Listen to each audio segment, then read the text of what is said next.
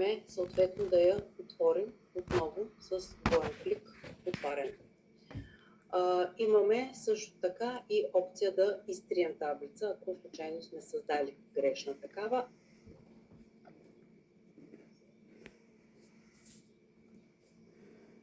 Рефреш е, т.е. елементите в таблицата се подреждат във възходящ ред на кода на специалността, но може да се избере, например, и да бъде сортирана, да кажем, по азбучен ред на имената или по някакъв друг критерий. Следващата задача е създава съответно таблиците дисциплини, която включва съответно името на дисциплината, кодът и името на дисциплината. И третата таблица е таблица преподаватели, в която ще се съдържа ЕГН-то на преподавателя, което ще бъде ключовия атрибут и съответно името на преподавателя. Тук вече по-бързичко ще ги показвам нещата, как се случват. В тези две таблици, по-точно в таблица дисциплини, имаме допълнително условие, изискване към кодът на дисциплината, който трябва да бъде 4-цифрено число. Т.е. това ще бъде условието в Validation Rule, което ще поставим. Как постъпваме? От Create менюто, от групата Table,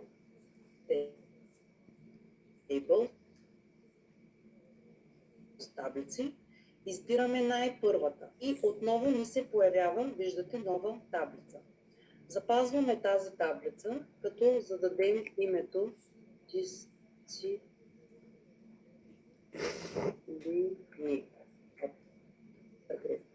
Дисциплини. Ето така. И виждате, съответно името се задава.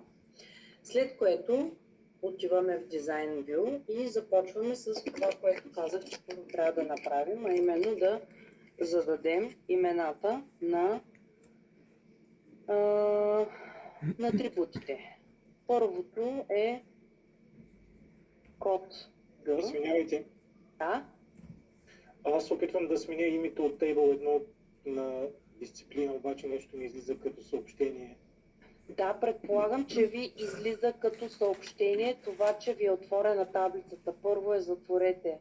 Това, което току-що, значи давате с десен бутон върху етикетчето горе, където се вижда, давате Close и сега вече можете да смените, ето, например, Rename специалности 1, ако искате.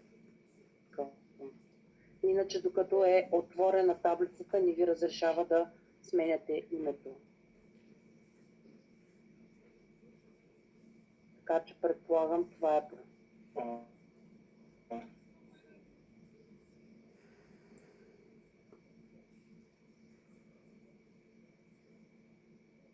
Нещо.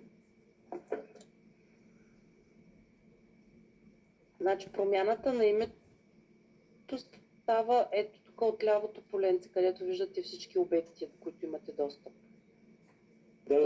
Да, съответно кликвате върху Table 1, това, което явно сте го оставили като име по този начин.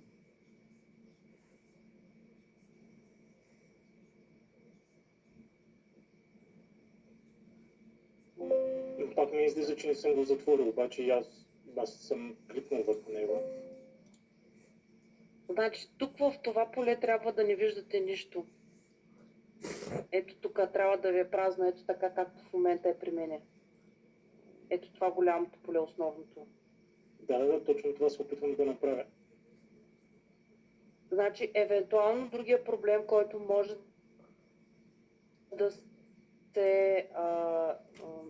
се е появил, е ако някоя от стойностите, които сте въвели в таблицата, да не отговарят на условието и за това да не ви пуска изобщо да затворите таблицата.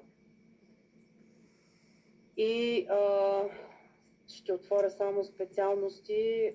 Вижте дали правилото на кода, което сте задали, ето тук в Validation Rule, е правилно. По-голямо от 0, по-малко от 50. Значи за специалности правилото е по-голямо от 50 и по-голямо от 0, извинявам се, по-голямо от 0 и по-малко или равно на 50. Такова го сега в общия. Това е за таблица специалности. И точно така съм го направил. Така. И съобщението какво ви казва? Ако можете да ми го прочетете. Да. Дава ли ви изобщо опция да възможно... В момента я затворих, да. Така, и сега след... Create, New Table и там за смяната на името. Пак ми излиза, че Close the Database. Но таблица Table 1, дали сте я затворили?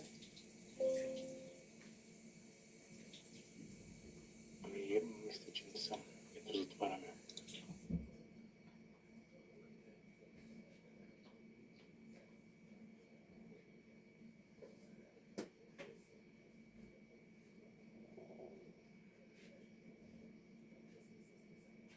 Сега трябва да ви разрешило вече да смените име.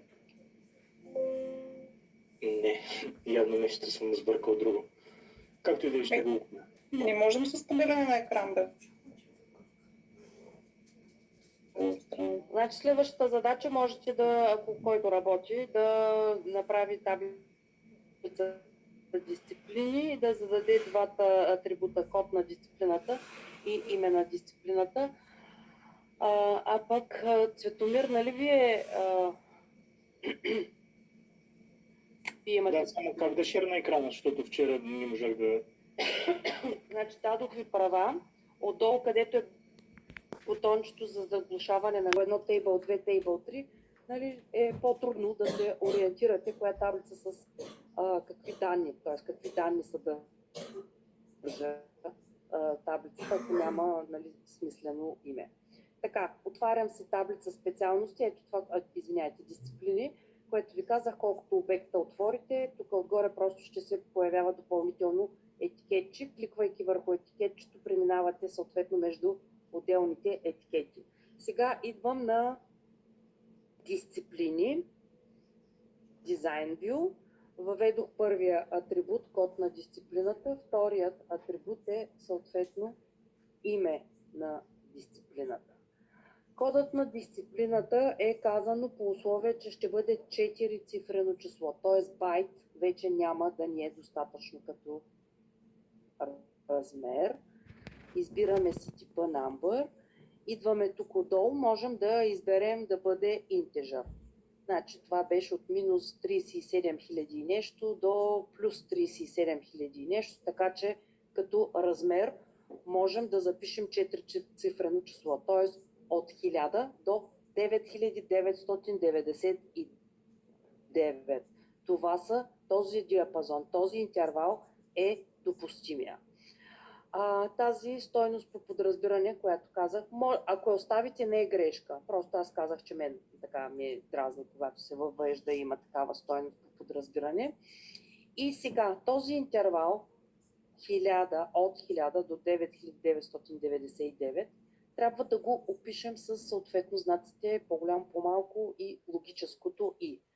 Тоест, стойностите трябва да отговарят на условието. Да бъдат, можем да ги напишем по-големи или равни на 1000, можем да ги напишем стойностите да бъдат по-големи от най-голямото трицифрено число, т.е. след 999 е 1000, първото число, което отговаря на това условие, и and по-малко от най-малкото 4-цифрено число, 5-цифрено, извинявайте, число.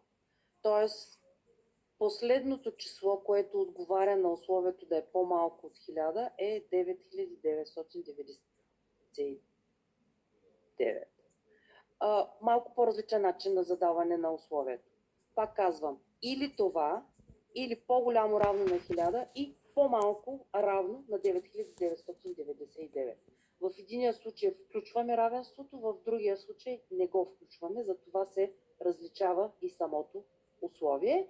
И тук като текст за валидиране можем да напишем, че кодът на дисциплината е 4-цифрено число. Тоест, това ще бъде съобщението, което ще ни се покаже, когато се въведе некоректна стойност. Тоест, по-малко от 1000 или по-голямо от 9909 число. Изисква се отново задължително, без дублиране, т.е. това е кодът или ключовият атрибут на тази таблица. Към текста на дисциплината, т.е. към името на дисциплината е казан не повече от 20 символа, т.е. ето тук, вече това е на втория атрибут. Тук съответно задаваме максимално 20 символа. Пак казвам, размерът field size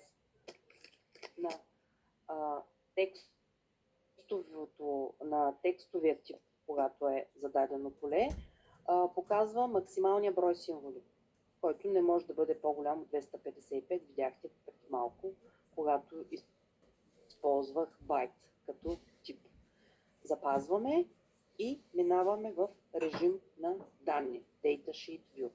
Сега тук вече можем да почнем да въвеждаме съответно дисциплините. Ето, без да искам въведох некоректно число, излезе ми съобщението, т.е. тествам и виждам, че това сработва.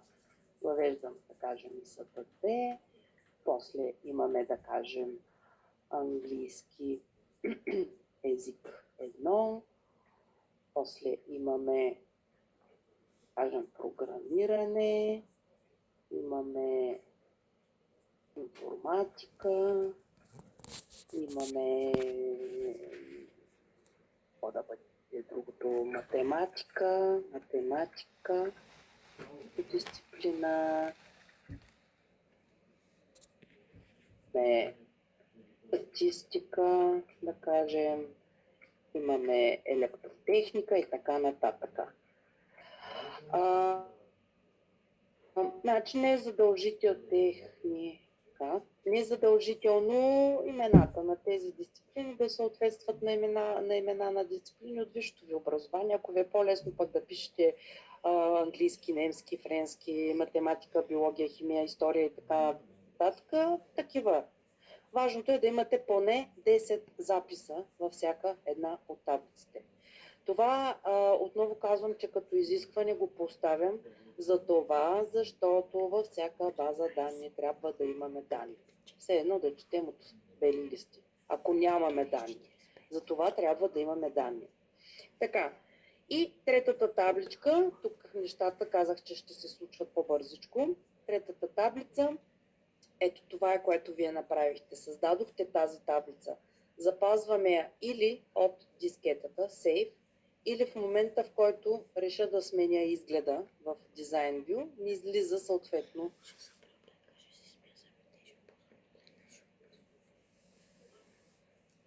полето, в което да задам и секундичка само, че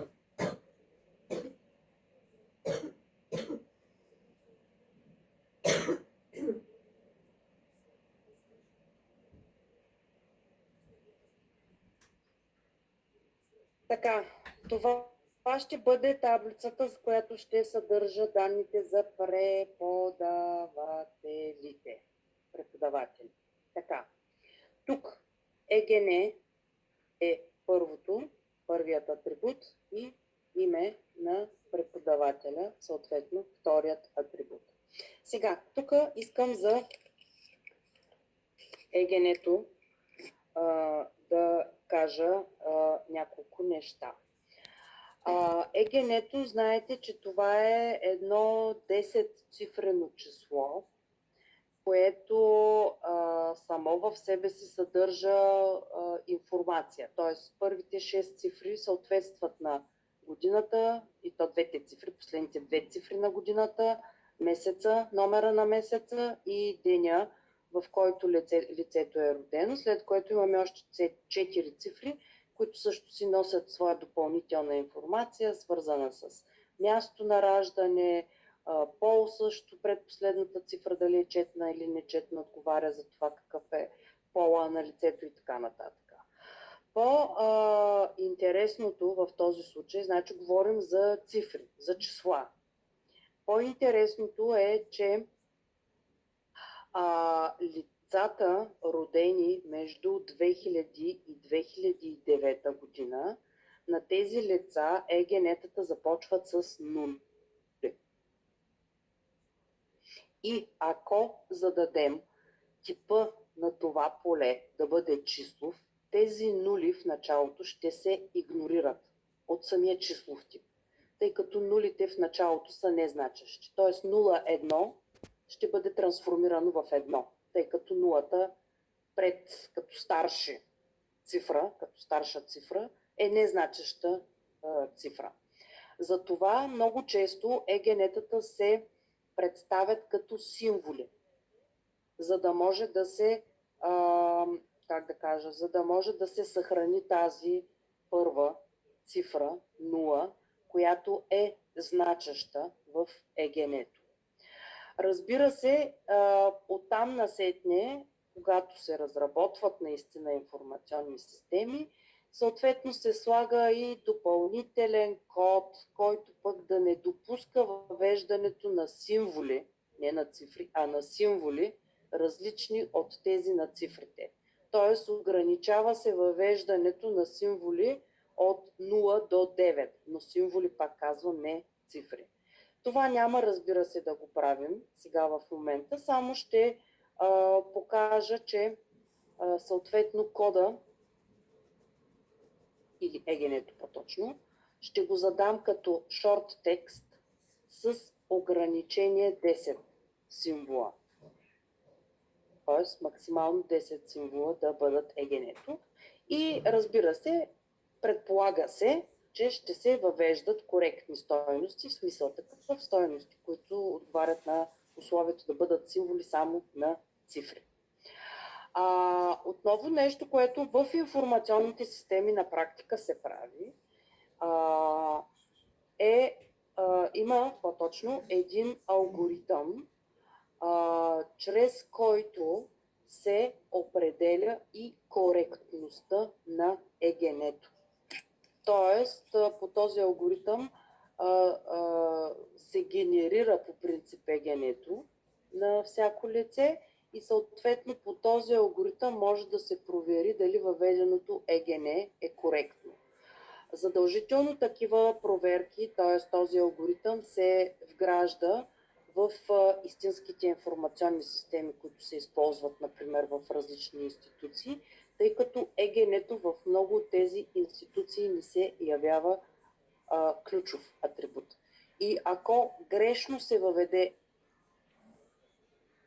ЕГН-то, просто без да искаме случайно разместваме две цифрички, вместо 23, например, напишем 32, това грешно ЕГН, по-скоро по този грешен ключ в последствие, много трудно може, ако не са предвидени механизми по друг начин да се търси, например по име, да се направи извадка на всички, които се казват, да кажем, Магдалена или Иван или Петър и така нататък. Съответно, за това тези алгоритми за коректно въвеждане на стойности, по-специално за ЕГН-то, на ключови атрибути, е почти задължително, да не кажа задължително, да бъде предвидено в информационните системи. Сега ние тук няма да го правим това нещо, но просто го казвам. Аз мисля, че и при Мирослава Бонева ви е говорен за този алгоритъм за проверка на коректност на ЕГН-то специално. Така, значи ЕГН-то го задавам текст. Освен това виждате, че ключовите атрибути не е задължително да бъдат само числови. В повечето от случаите са числа, числов тип, но могат да бъдат и друг, като в случая това е текст. Името на преподавателя също ще бъде текст. Тук е казано не повече от 30 символа, така че тук ще зададем 30. И с това И третата ни таблица е готова и можем да продължим нататък с въвеждането на съответни стойности. Сега тук също разширявам на места, както виждате, полетата, просто за да виждам съдържанието. Това не е задължително. Това не се отразява по никакъв начин на данните в базата данни. И започвам с веждането на съответните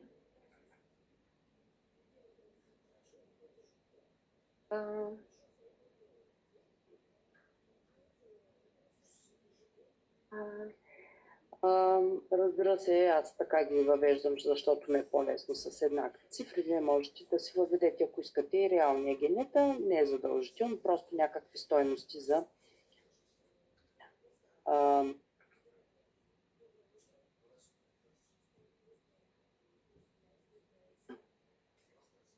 и трябва да имаме, отново казвам,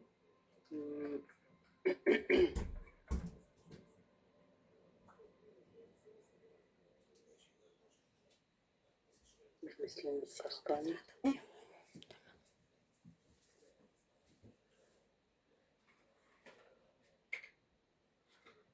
И имаме вече 3 таблички. Специалности, дисциплини, преподаватели. Сега, това всъщност, което представляват тези 3 таблички, които току-що създадохме, са нашата база данни. Освен това, когато въведа или коригирам стойност, тук не е необходимо да натискам задължително Save. Т.е. корекциите и добавянето на нов запис в съответната таблица автоматично се отразява и в базата данни. Или с други думи казвам, това са табличките, с които ние виждаме съдържанието на базата данни. Вече как са съхранени в този ACCDB файл, нас не ни интересува. Важното е, че ние тук можем да организираме и реорганизираме нашата база от данни. Т.е. да задаваме полета, т.е. да задаваме атрибутите, да дефинираме от какъв тип да бъдат и така нататък, и така нататък. Това са, както казах, част от инструментите, които системата за управление на база данни, в случая Access, ни предоставя.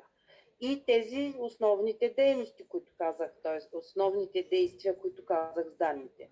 Добавяне, показах вече много пъти как се добавят данни. Коригиране, например, тук съм объркала името, например, на преподавателя. Коригирам, да кажем, егенето. Всичко това се осъществява, т.е. се предоставя отново от системата за управление на бази данни. Показах ви и изтриване на записи. Така, когато сте в режим на данни, това са вече данните, тук най-отдолу вижте записи, рекорд, виждате колко записа имате. И едни навигационни бутончета, които ви дават възможност да преминавате от запис в запис. Сега нашата база данни е много такава мъничка, в смисъл такъв, че няма да има първо много таблици, второ в самите таблици няма да има много данни. Но сами разбирате, че ако става въпрос, например, за всички преподаватели в университета или за... определено тази база данни ще бъде доста по-голяма. Освен това, в някои случаи се налага съхраняването на данните дори на хора, които към момента вече, например, не работят в дадената организация. Например, когато говорим за данните в счетоводство и в отдел човешки ресурси, значи там, например, ведомостите, които се съхраняват, това са за изплатените трудови възнаграждения, различни отдръжки, които се правят по законодателството и така нататък. Тези данни например, за всеки служител трябва да се пазят 50 години. Тоест, това е един доста голям период от време. Разбира се, за този период от време могат да се сменят много служители, включително и някои от тези хора, за които се съхраняват данни, нали, да не са вече между живите, но това е просто по законодателство. Така както е генетиката нещо, което аз казах едно, как да го нарека,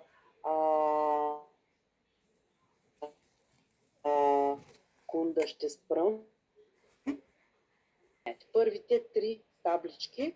Ако искате да ви оставя 10 на минутки, в които да се опитате да довършите, ако сте започнали тези таблички. Т.е. тук трябва да получите 3 таблици. Специалности, дисциплини и таблица преподаватели. Това е таблицата дисциплини и преподаватели е задача 3, която се намира на 7, 8, секундичка, 9, на 11 страница. 10 страница, 11. Така, айде оставям ви 5 минутки, с слушалките съм, така че ако възникне. Значи затварям ги към момента всички таблици, запазвам тук, където съм променила, за да ви покажа релационната схема на нашата база данни към момента. Това не е окончателната, но към момента как изглежда.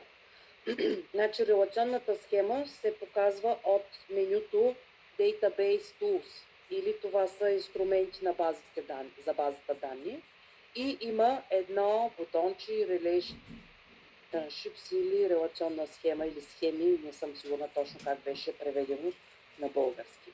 Когато изберете за първи път, както в случая аз го правя, ще иска от вас да добавите таблиците. Тоест тук виждате всички налични таблици в момента, които са. Ето това са 3 таблици, които създадохме. Тук вече ги виждаме като схема. То е само името на таблицата, виждате отгоре, и атрибутите. И съответно ключето, което показва кой от атрибутите е ключов. Ето тук има едно бутонче All Relationships, т.е. това са всички отношения, да ви се покажат. Когато има връзка между таблици, можете да си ги размествате както желаете по екрана. Когато имаме връзка, просто ще виждате линийка, чертичка, която ще свързва съответните таблици. Ние към момента нямаме такава връзка, но вече с следващата таблица ще го покажа как се случва. Тоест задача 3, предполагаме, че вече е изпълнена, т.е. това е създаването на таблицата дисциплини и преподаватели.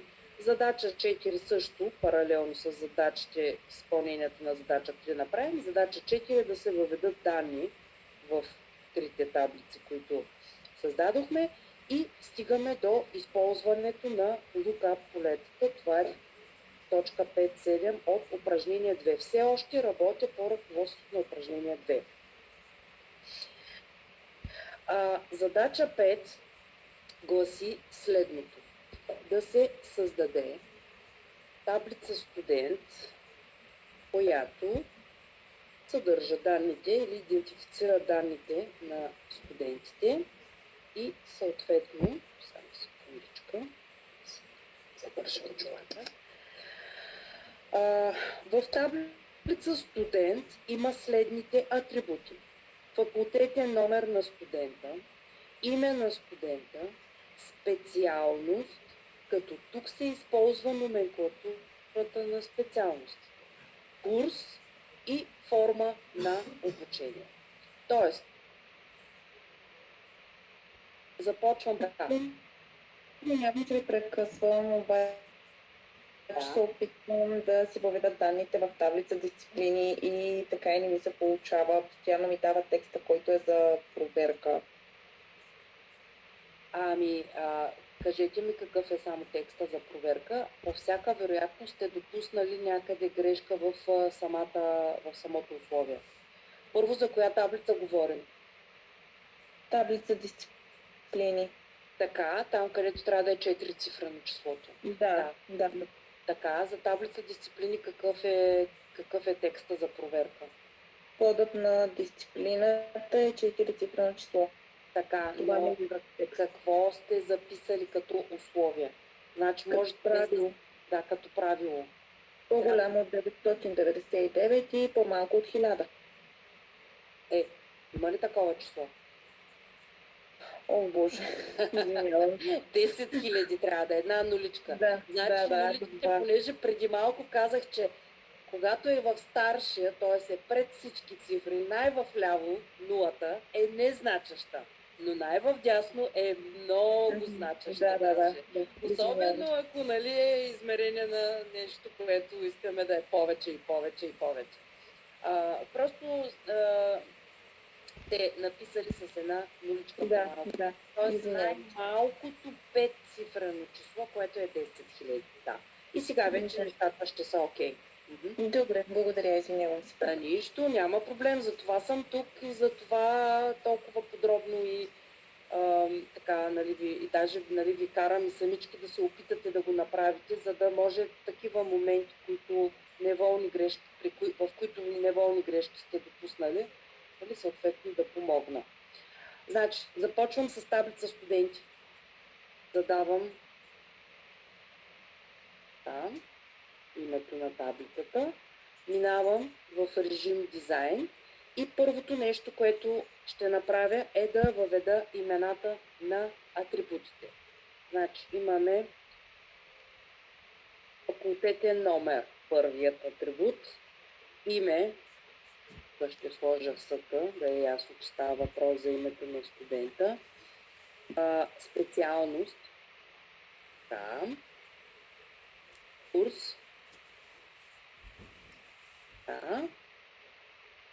и форма обучение. Мисля, че единствено точки не разрешава в името. Иначе включително интервали може, но все пак е добре да следваме тези правила. Така, сега, тук в тази таблица, първо да направя анализ на отделните атрибути. Факултетният номер, ясно, това ще бъде ключовият атрибут на самата таблица и ще бъде числов тип. Името и ще се въвежда, разбира се. Името на студента от текстов тип 30 символа са достатъчни. Специалността ще пропусна. Курсът мога да го задам като числов тип и то от тип байт, тъй като курсът ще бъде 1, 2, 3, 4 или 5. Значи 5 курс има при специалността юридическата в право. И формата на обучение също ще бъде текст, където ще се определя и въвежда съответно формата на обучение, т.е. задочна, дистанционна, редовна форма на обучение.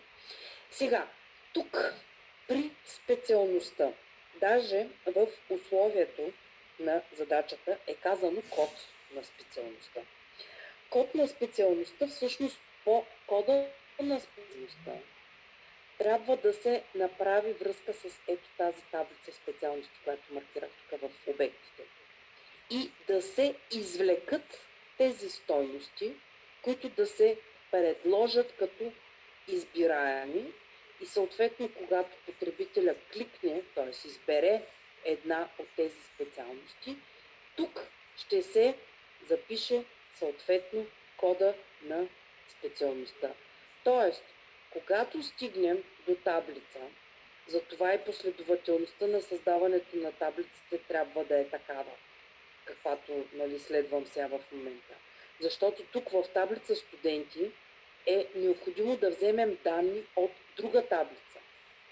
Или това, което по-скоро исках да кажа по принцип, обобщено.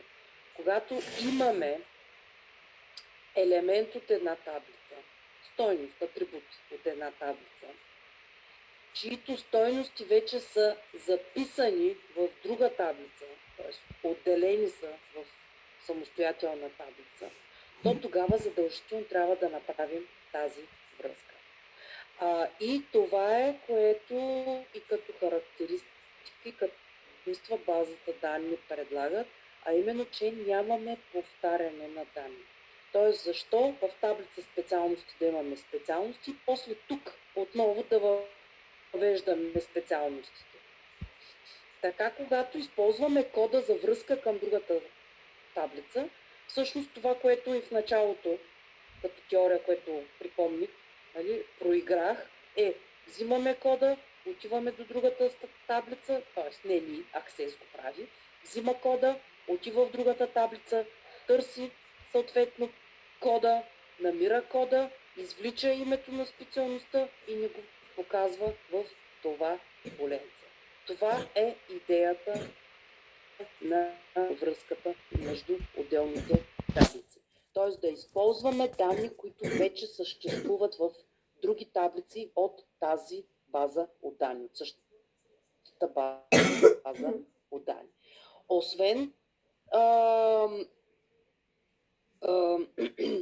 избягването на дублирането, т.е. не се дублират данните, по този начин, когато в падащ панел виждаме всички специалности, които са в таблица специалности, потребителят ще въведе коректно данните за самите специалности. Тоест няма да се чуди, да кажем, бизнес и менеджмент, как да я въведе БМ, бизнес и менеджмент, или неволно допуснал грешка, нали, в името на специалността.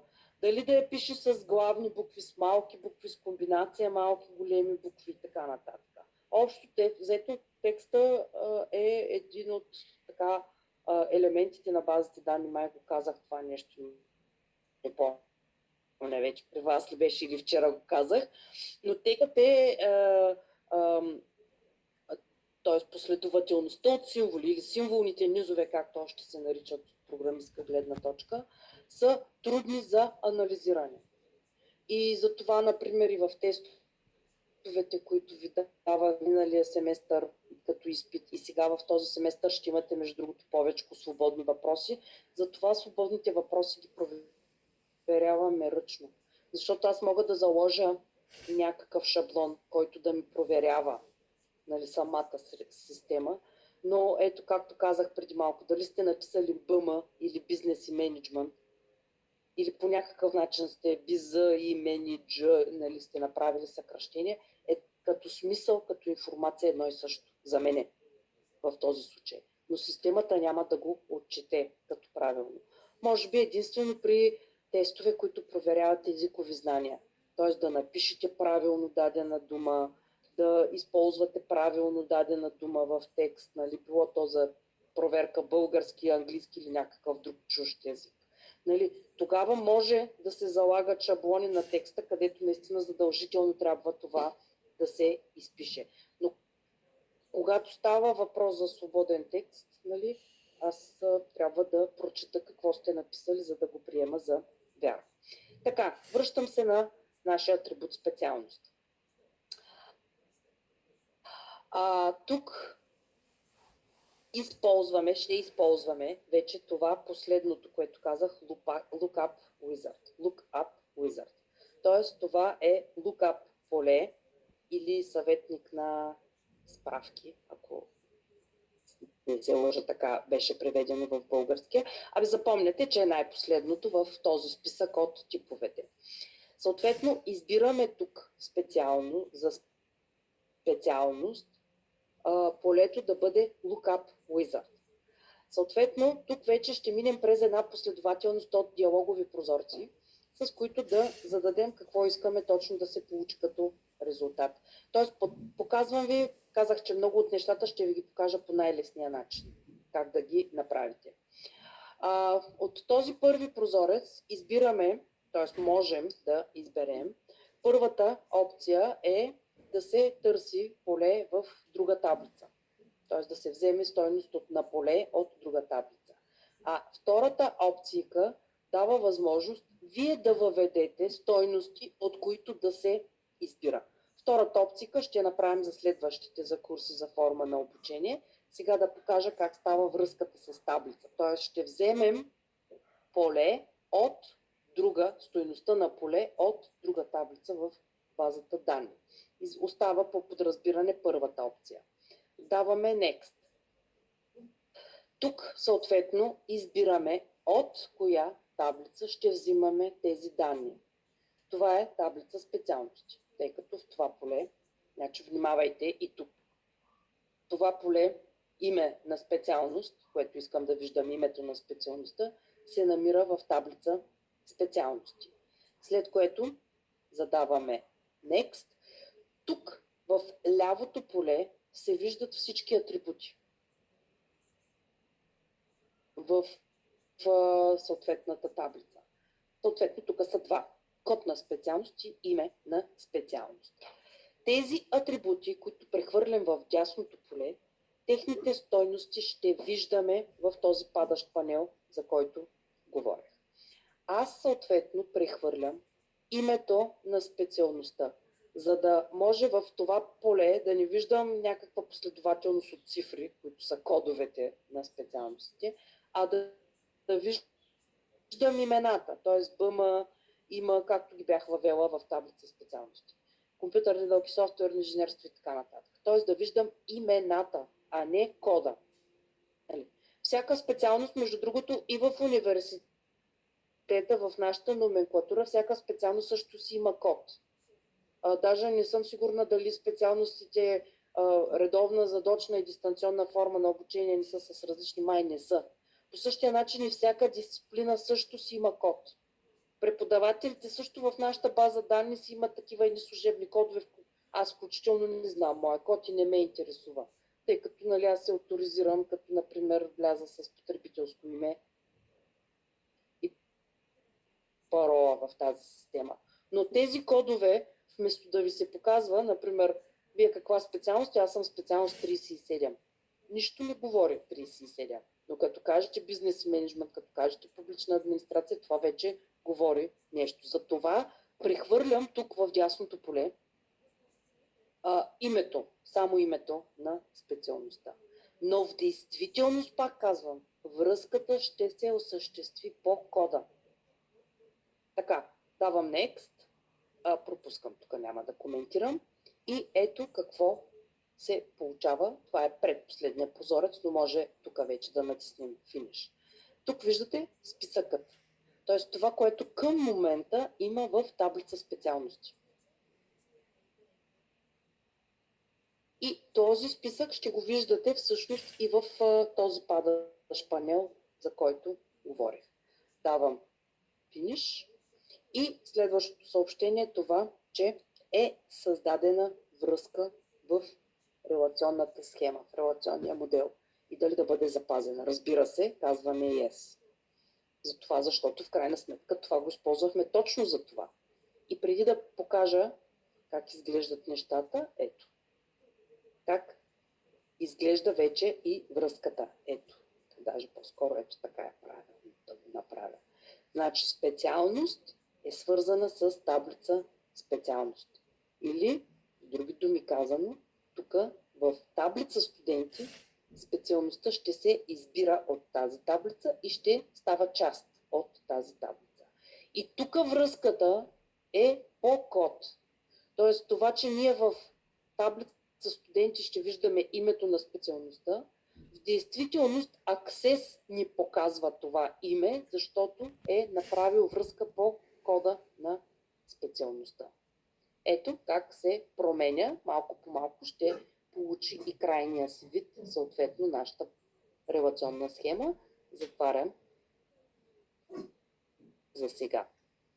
Така, ако към момента долу-горе успявате да направите стъпките, т.е. да вървите с моето темпо, изчакайте само с въвеждането на данните. Аз ще дойда тук, за да демонстрирам. Тук не съм поставила, между другото, към факултетния номер ограничения. Може би било добре да се направи и ограничение на факултетния номер. Кажем, ето една студентка, Галина Ова. И ето какво имам предвид.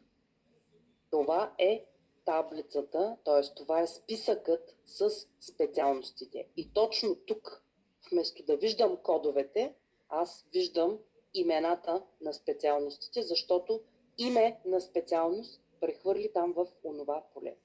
Сега, ако сте пропуснали това нещо, да го направите. И тук виждате кодовете на специалностите. За да промените това нещо, трябва да премахнете първо връзката.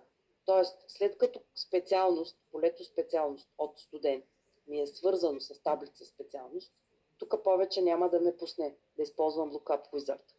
Съобщението, което излиза, гласи, че това поле е свързано, т.е. е в отношение, има връзка с таблица, една или повече таблици. Значи, ако искам да го направя отново това нещо, просто идвам в релационния модел, кликвам върху самата връзка. Виждате как тя става такава по-плътно черна. С десен бутон Delete и премахваме тази връзка. И тогава вече, тук отново, тъкмо ще покажа отново стъпките, Lookup Wizard ми позволява да използвам това поле, този тип. Значи оставаме, пак казвам, на първата опция, че ще изберем таблица, избираме с таблица специалности. Значи това нещо трябва да го направите, ако без да искате сте избрали друга таблица, а не специалности. Т.е. грешно, без да искате сте избрали. Първо трябва да махнете връзката, за да създадете нова връзка. Давате Next, избираме името на специалността, даваме Next, виждаме специалностите, Finish. Създадена е отново тази връзка. Така, за курса. Курсът казах, че ще бъде число 1, 2, 3, 4 или 5. Можем да го оставим number и ето тук, само да махна това подразбиращо се, тук да си поставим едно валидационно правило, т.е. да бъде по-голямо от 0 и по-малко или равно на 5 числото. Възможно е и да излиза съответно съобщение, курсът е число между 1 и 5 включително, цяло число между 1 и 5. Аз ще ви покажа друг начин, който мисля, че е по-така, как да кажа, не точно интелигентен, но по-лесен за крайния потребител. Тоест, колкото повече крайният потребител избира, кликва, показва и така нататък, толкова по-лесно работи с системата. Значи, отново за курса избрах Lookup Wizard. Само, че тук вече ще изберем второто желая. Даваме Next. Тук съответно избирате дали това, което ще ви се показва в падащия панел, ще бъде с една, две или повече колони. В нашия случай ни трябва само една колона. Но, например, при оценките, ще видите в следващата таблица, която създаваме, можете да напишете оценките 5, нали, 2, 3, 4, 5, 6 и да кажем отстрани на оценките да има и словесното им измерение, или как да го нарека. Тоест да имаме 2, слаб, 3, среден или обратното. Тъй като оценките обикновено се използват като числови стойности, тогава, нали, ще ви покажа как да определите коя от двете колонки да използвате като основна, т.е. като нещо като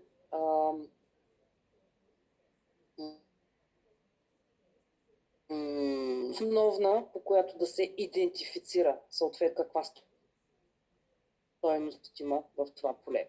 Сега връщам се на курса. Курсът е първи, втори, трети, четвърти и пети, казах. На следващото прозорче, в следващия диалог има две неща, които първото е важно и задължително да направите. Това е ограничаване на стойностите само до тези, които са в списъка.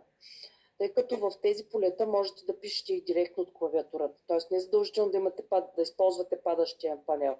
Мога директно от клавиатурата да напиша 3, например. Като 3 е стойност, която я имам в този списък, така че ще ми бъде прията като коректна. Но ако не огранича до този списък, т.е. да кликна този, да отбележа тази опция, тогава мога да въведа и 7, което също да ми го приеме като стойност. Даже да иска да ми добави тази стойност към списъка, някой друг след мене да я използва. Така че, когато искаме наистина само от тези стойности, които са предложени да се избира, тогава съответно избираме тази опция. И нещо, което аз сега няма да го отбелязвам, но може да се използва, разрешаване на множествен избор, т.е. да се изберат повече от една стойност. Когато тези стойности, които се предлагат в този панел, не са взаимоизключващи се, т.е. по смисъл могат да бъдат избрани няколко, една или няколко, тогава съответно се включва и тази опция. Ние в нашия случай няма да я включваме, защото студента в даден момент от време може да бъде само един определен курс. Първи, втори, трети, четвърти или пети. Казвам финиш и с това приключвам. Значи тук нямаме създаване на връзка. И сега, защо курса не направих таблица курс? Защото курса е по-статична информация, по-статични данни. Единственото, което за последните, например, 20 години се е променило, е това, че, например, студентите задочна форма на обучение вече не се обучават 5 години, а се обучават 4 години, както студентите в бакалавърска форма. Това, че значи не помня от коя година, 2000 и някоя година, когато се въведоха от специалностите. Нали, където там премахват се, добавят се, нали, може да не всяка година, но през година, нали, може да се получи. Освен това, някои специалности си сменят името. Нека да покаже формата на обучение, тогава ще се върна отново в режима данни. За формата на обучение, тук пък са само 3 формите, които към момента съществуват. Редовна, задочна и дистанционна. Това, което ще направим отново с използването на lookup поле, избираме втората опция, само че тук сега, например, ще добавя и втора. Например, в първото поле ще се вижда РФО, редовна форма на обучение, ЗФО, задочна форма на обучение, и ДФО, дистанционна форма на обучение. Ще добавя още една колона, само секундичка, че ентера натиснах погрешка, в която колона, тук мога маничко да го намаля, ще разшифровам. Той ще напиша редовна форма.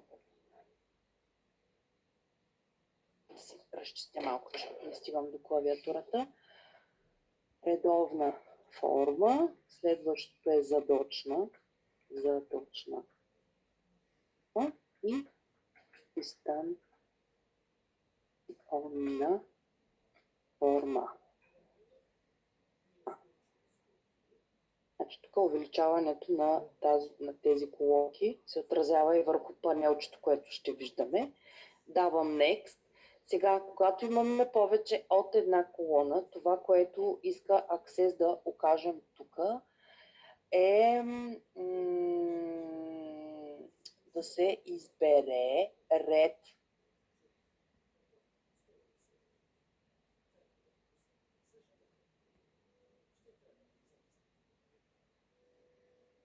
Така, т.е. да се избере от коя колона стойността да се съхранява в базата данни.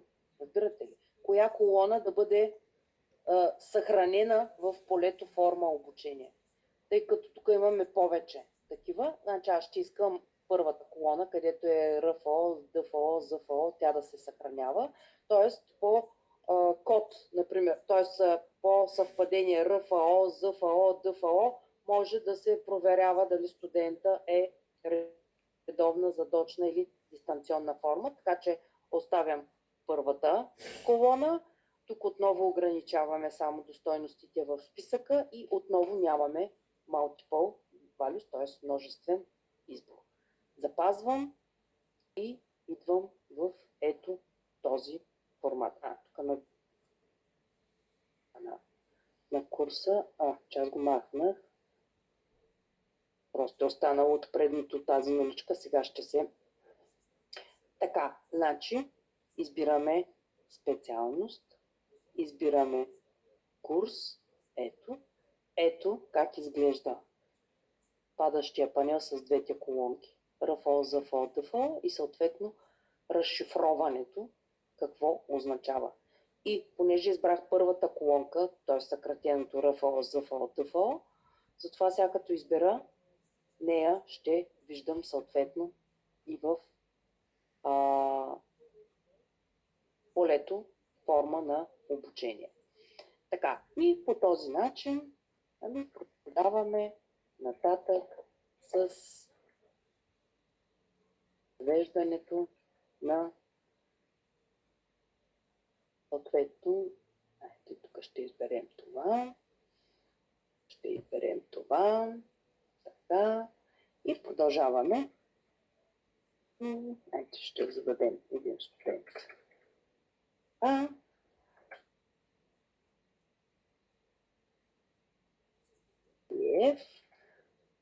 И по този начин въвеждаме на минимум 10 студента, съответно, трябва да е трети курс този студент. Ето, на минимум 10 студента трябва да зададем данните. Така, въпроси има ли към момента? Ако искам... И всъщност след тази таблица нещата, които останаха, не са толкова много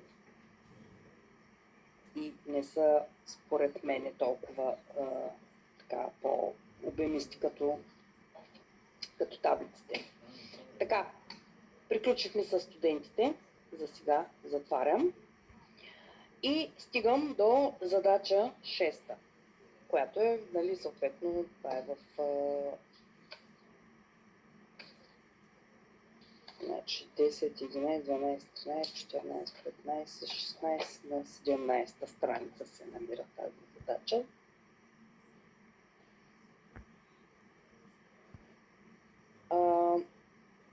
Да се създадат таблици оценки и таблица адрес. Всъщност тази таблица адрес аз няма да ви я показвам, ще ви оставя евентуално като таблица допълнителна в вашата база данни, която ще искам. Ще направим таблица оценки. Нея ще ви покажа. Значи таблица оценки ще съдържа данните за положените изпити на студентите. Съответно в тази таблица трябва да имаме факултетен номер на студента, дисциплина, на която се е явил, преподавател, който го е изпитал, съответно оценка и дата на явяване. Както казах, ето вече на последната таблица показвам стъпките, които се следват преди да се стигне до въвеждането на данница. Ще се тази таблица е таблица, описваща връзките. Сега ще видите, че ще има повече от едно даже полета, които ще съдържат ключовите атрибути на таблиците, които свързват. Задавам име на таблицата оценки. След което отивам в режим проектиране, Design View. И започвам, както казах, първо да въвеждам имената на атрибутите. Значи първият е факултетен номер. Вторият е дисциплина. Вторият дисциплина. Третия е преподавател, който е изпитал. Преподавател или мога име. Да, че име преподавател. Оценка. Да. Това са имената. Сега, малко да разсъждаваме. Факултетен номер. Имаме вече таблица от нашата база данни, в която факултетният номер фигурира. И това е таблица студент. Тоест, факултетният номер ще трябва да го вземем от таблица студент. По същия начин, по който взехме специалността в таблица студент. Дисциплина, по която се явява. Имаме отделна таблица дисциплина. Така че оттам ще вземем съответно дисциплината. Т.е. трябва и към таблица дисциплини да се направи връзка. Име на преподавателя. Имаме съответно таблица преподаватели, където са данните за преподавателите. Т.е. трябва и към преподавателя да се направи връзка. Оценка. Нямаме такава таблица, но оценките ще ги въведем отново с lookup поле по начина, по който въвеждахме курса, например. И дата на явяване. Айде, ще започна този път отзад напред. Първо с датата. Значи датата, избираме си тип дата. Когато изберем едно поле да бъде от тип дата, просто ще ни се показва виртуално календарче, от което да избираме датата. А това, което допълнително на датата може да се направи, е формата. Ето тук първото поле, като тук можете да изберете между различни формати, които се предлагат. Short, т.е. месец, ден, месец, година, като числа. Medium, т.е. съкратено на втория на месеца. Long date, избирате се. Аз лично предпочитам long date. Така че датата е готова. Оценките. Казах, оценките ще бъдат числа, които ще се избират от предложени стойности. Т.е. Lookup Wizard отново избрах като тип. Втората опция, че аз ще въведа стойности. Пак ще имам две колони, като кажем от отличен ще започна. Отличен.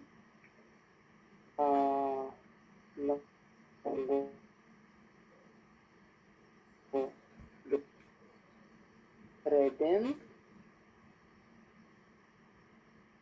Слаб. Това са. А тук ще бъдат съответните 6, 5, 4, 5. Да, намаля малко колонките. Ето това е. Давам Next. Тук вече ще искам втората колонка. Ето виждате ли, понеже във втората колонка ми е числовата стойност на оценката. И казах, че обикновено тези оценки, не обикновено, винаги участват в някакви изрази. Най-малкото, което е среден успех, се пресмята. Така че ще избера втората колонка да е тази, която да се съхранява в базата ми данни. Тук си ми е по подразбиране ограничено. Нямаме multiple values. Задаваме finish. Така, и с оценките приключихме. Сега връщам се отново в началото и да започна с факултетния номер. Значи факултетния номер казахме, че ще го вземем от таблица студенти. Така че избираме Lookup Wizard, съветник на справки. Първата опция, т.е. от съществуваща таблица. Избираме таблица студенти, тъй като там е факултетния номер. И прехвърляме факултетния номер. Сега, тук можем да прехвърлим и името. Т.е. така както при оценките, не при оценките, а при дисциплините, направихме да прехвърлим името на дисциплината, но тъй като сега аз лично от гледна точка на преподавател го казвам, тъй като може да има съвпадение в имената, нали, факултетният номер все пак като идентификатор е такъв по-реална стойност и предполагам, че сте свикнали вече навсякъде, където се сблъскате с... В университета имам предвид, не точно да се сблъскате, където искате да получите някаква информация, нали, да ви попитат, например, какъв ви е факултетния номер и така нататък. По факултетния номер, както ви казах, и в името на файла, като го сложите, ви идентифицирам. Така че тук ще оставя факултетния номер само в дясното поле. И иска поне едно поле да има. Както видяхте преди малко при колегата, проблема беше, че не прехвърляше в дясното поле. Иначе тук виждате и останалите полета, до които имате достъп. Тоест, ако нещо друго ви интересува, можете, нали, да го добавите тук като допълнителна информация. Така, тук пропускаме, казах, ето списъка с факултетни номера и финиш. Създаде се връзка. Отворя релационния модел. Ето я и връзката. Сега аз малко ще поподредя нещата. Значи тази подредба не е задължителна, а се правя просто за да не минават една върху друга връзките. Затова правя по този начин подредбата, тъй като знам къде ще се появят следващите връзки. Ето, тази връзка се създаде.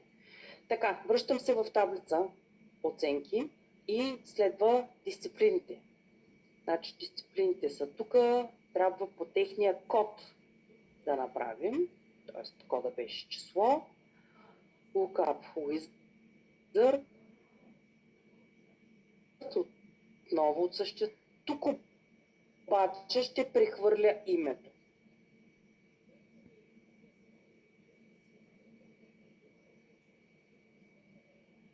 И името на специалността. Т.е. да не ви се показва 4371 и нищо да не ви говори, а да виждате, например, че това е ИСАТА 1, ИСАТА 2, информатика, програмиране и така нататък. Т.е. прехвърлям името. Иначе пак казвам, връзката ще се направи по кода. По кода на дисциплината. Независимо от това, че виждаме името. Така, ето ги и дисциплините, финиш, създаде се новата връзка, ето да актуализираме, ето я и новата връзка между оценки и дисциплини. И остана преподавателя. Отново, при преподавателя избираме първото, преподаватели, по същата предишина избираме името на преподавателя.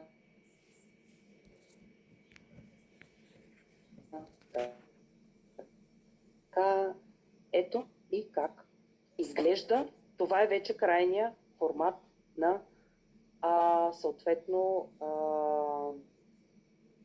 релационния модел към момента.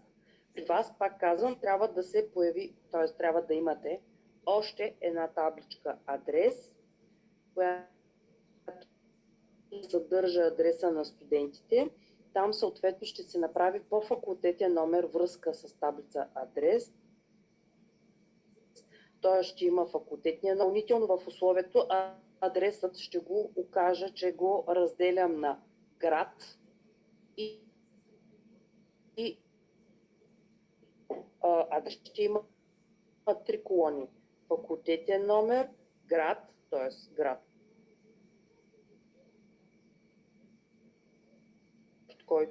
за който адрес. Ще пишем, например, избираме си студента, пишем, че е от град Русе, например, и в третата колонка пишем, да кажем, улица Студентска номер 1, например. Така, затварям за сега релационния модел. Това е, което се очаква и от вас. Запазвам и минавам вече в режим. Сега избирам студент, избирам дисциплина. Може малко да ги разширим, за да виждаме добре всички. Избирам преподавател. И тук може да се разширя. Избирам и дата. Ето го виртуалния календар, който казах. Така, сега, тук ще се появи проблем, ако за този същия студент, на който написахме оценка по програмиране, искам да му напиша оценка и по английски, например. Така. Ето какво ми излиза като съобщение, че имам дублиране на ключовия атрибут. Това е така, защото, чакайте сега секундичка, първо да сменя, за да мога да продължа. Сега тези диешчета, както в Excel, и тук показва, че не се съдържа, не се визуализира съдържанието на това.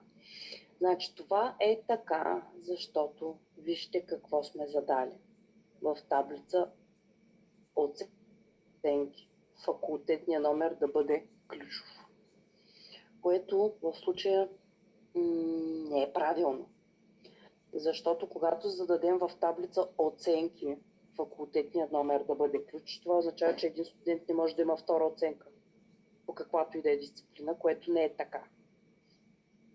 Така, ако направим дисциплината да бъде ключ, тя също не може да бъде ключ, защото пък по една и съща дисциплина много студенти могат да имат. Тоест не може тя да бъде също уникална. Преподавателя по същата логика. Един преподавател може да постави много оценки и може да бъде преподавател и по много дисциплини. Затова тук, в тази таблица оценки, трябва да направим този така наречен съставен ключ. Т.е. комбинацията между студент, дисциплина и преподавател трябва да бъде уникална. Т.е. трите атрибута, факултетен номер, дисциплина и преподавател, в комбинация трябва да бъдат уникални. Т.е. студент по една дисциплина при един преподавател може да има една оценка. Същия този студент по друга дисциплина при същия преподавател може да има оценка. И във всякаква комбинация могат, съответно да бъдат. Тоест една от стойностите да се различава от съществуваща прави уникалност, т.е. друг вариант, друга комбинация. Така, връщам се в режим дизайн, за да направим и това, с което вече наистина нашата база данни е готова.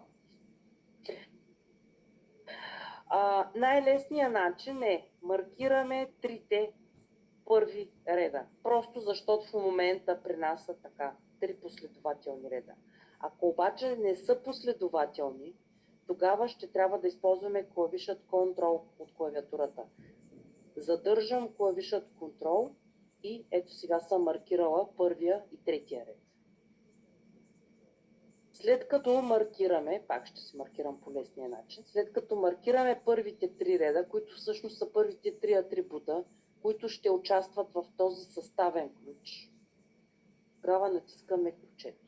Ето, появи се съответно ключето пред трите атрибута, пред трите реда. Запазвам, връщам се тук в Datasheet, идвам и тук. И виждате в релационния модел също се отрази това, което направих като корекция. Тоест тези трите атрибута са така наречения съставен ключ. Така, и тук таблица на връзките. Защо е оценки? Защото имаме поне 2 атрибута, които са ключови за таблица от тази база данни. Ние в случая имаме даже 3. Тоест факултетния номер, ето свързваме с таблица студенти, връзка с таблица дисциплини, връзка с таблица преподаватели.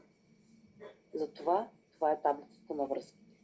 И обикновено тези таблици, както казах и в началото, са таблици, които се използват за изготвянето на най-много, за изготвянето на справки, защото просто различни комбинации могат да предложат. Например, всички оценки на един студент. Това е по факултетния номер. Всички оценки по дадена дисциплина, т.е. да се изведат оценките по ИСАТ 2, например. Всички оценки при определен преподавател, например всички оценки при Магдалена Андреева. Всички, които са студенти с оценка над 2, равни на 2, на определена дата, преди определена дата, след определена дата, явява външен ключ за таблицата. Става въпрос в таблица студенти за атрибутът специалност. Външен ключ, пак повтарям определението, външен ключ за една релация е такъв атрибут, който не е ключов за текущата, значи за таблица студенти не е, виждате факултетния номер, но съществува друга таблица в същата база данни, за която той е ключов. Сега това, че тук се казва специалности, а тук ключовия атрибут се казва код специалности, не означава, че не е едно и също. Тук, пак казвам, ние виждахме името и виждаме името на специалността, но реално в атрибута се съхранява кода. Виждаме името, защото така сме оказали, но в атрибута спец се съхранява кодът на тази специалност, която виждаме. Така. И тук, съответно, вече не би трябвало да има проблем на този секунда. Кликвам не където трябва. На този студент искахме да му поставим оценка по английски език, да кажем, при Иван Киев, която да бъде такава оценка и да кажем, ето кога се е явявал. И така можем да попълваме. Значи, ето виждате, този студент има по друга дисциплина при друг преподавател. Същия този студент може да има по програмиране, само че при друг преподавател, например, оценка. Ето, отново е различно. Нали, факултетен номер, дисциплината е същата, но преподавателя е. И обратно, нали, после може да бъде. Така че отговаря на условията, които сме поставили и на логиката. Така, въпроси.